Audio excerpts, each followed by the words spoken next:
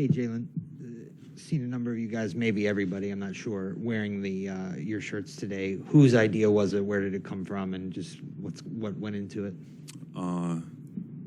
Came from the Players Association, led by Grant Williams, but as a collective, we wanted to come out and show our support for Brittany Griner. She's been over there for an extended amount of time, and we feel like enough is enough. Next question on the left. Chris Gasper, Boston Globe. Hey, Jaylen, I wanted to ask you, in the playoffs, in the fourth quarter, your effective field goal percentage is the highest of anybody in the league at this point at 76%. What is it about the fourth quarter in these playoff games that brings your game to another level? Just trying to win. To be honest, I think that's the only thing that matters. The only analytic or stat or breakdown that matters to me is getting a W at the end of the night. So that's the only thing I'm focused on right now. Tim on the right. Tim Reynolds with the AP. Jaylen, two things. Are you planning to wear the shirts kind of the rest of the way, as long as you have this platform throughout the rest of this series? I'm not sure. I'm not sure, to be honest.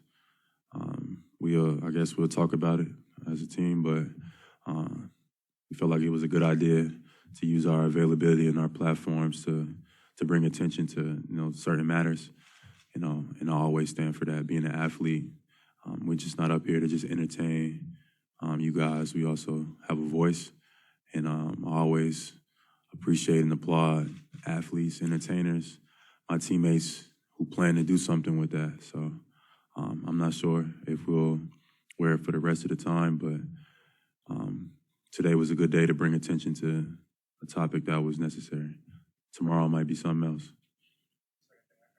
Second thing I wanted to ask you, also kind of in your role as a union officer, you guys, the Celtics needed, I think, 29 players to get through this season because it was so bad in December and January with COVID. I think there were like 620 guys who got into the league this year, which is obviously way more than normal. I guess as a player and as a union official, just how appreciative are you for what those guys were able to do and keep the season going and keep the season on schedule?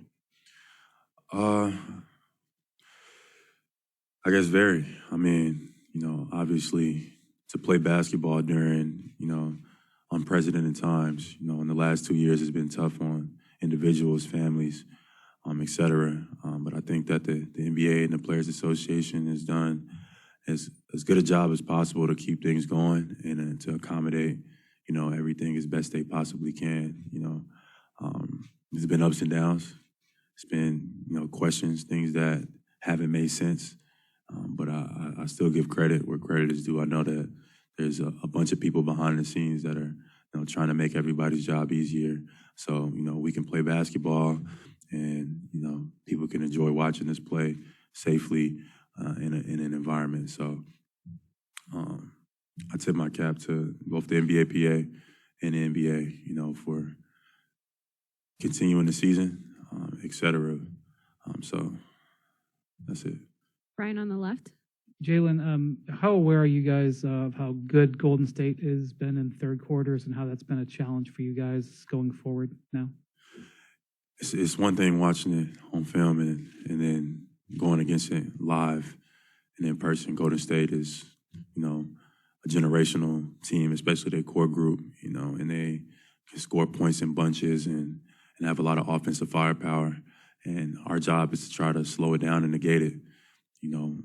Every possession matters. It's the NBA Finals, so we got to just go into it with the mindset that we got to put our best foot forward and play some really good basketball if we plan to win any game. So I'm looking forward to the challenge.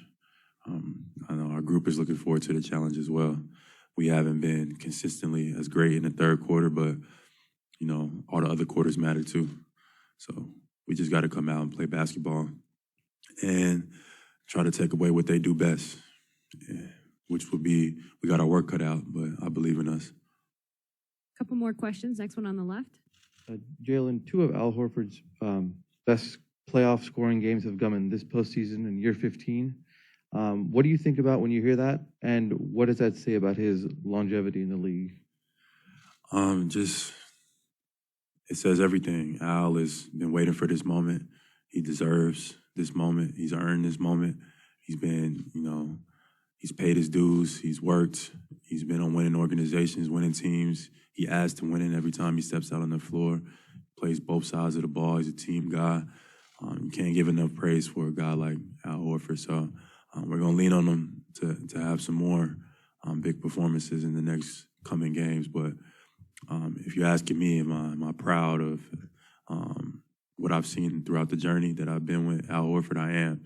And I'm even more so excited to see what's to come over these next few games. I'm excited for our entire group, but Al is a key ingredient in that. Final question on the right. We all saw the Marcus Smart video from the game saying this wasn't the Heat series. How much of an adjustment after the two super physical series in Milwaukee and Miami, how much of an adjustment was that at the beginning of the game for you guys? And what did it take for you to kind of like switch gears once you saw it live to turn the game around? It's a big adjustment.